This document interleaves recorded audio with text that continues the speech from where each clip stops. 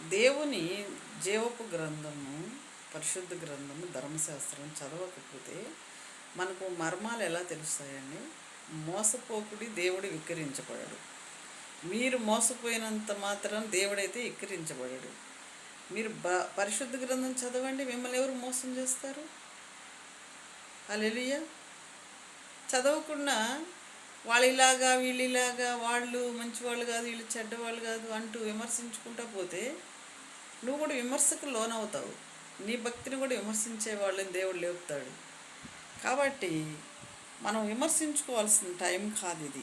నన్ను నేను సరిదిద్దుకొని దేవుడి రాజ్యానికి సిద్ధపడే టైం ఇది. కాబట్టి మనం ఒకరిని భక్తిని గురించి మనం తక్కువగా మాట్లాడకూడదు. దేవుడు ఎవరికి ఇచ్చిన కృపావరాలను బట్టి వాళ్ళని దేవుడు వాడుకుంటాడు. అదే మంచి పద్ధతి. మనం వాక్య లేఖనాలను చూసుకొని వెళ్ళాలి. సంఘములో దైవజనుడు చెప్పినప్పుడు ఇంటికి వెళ్ళి అవి చదవాలి, అది మంచి పద్ధతి. లేదా డైరీ రాసుకోవాలి. డైరీ రాసుకున్నప్పుడు ఆ మాటలన్నీ మళ్ళీ తీసుకొచ్చి మనం బైబిల్ చదవాలి. నీకు టైం లేదా? టైం ఉన్నప్పుడు చదువు, అంతేగాని వాక్యం ఒక రకంగా చెప్తా ఉంటే నీ ఇష్ట ప్రకారం బతికేది అది సరైన ఆత్మీయ జీవితం కాదు. హల్లెలూయా.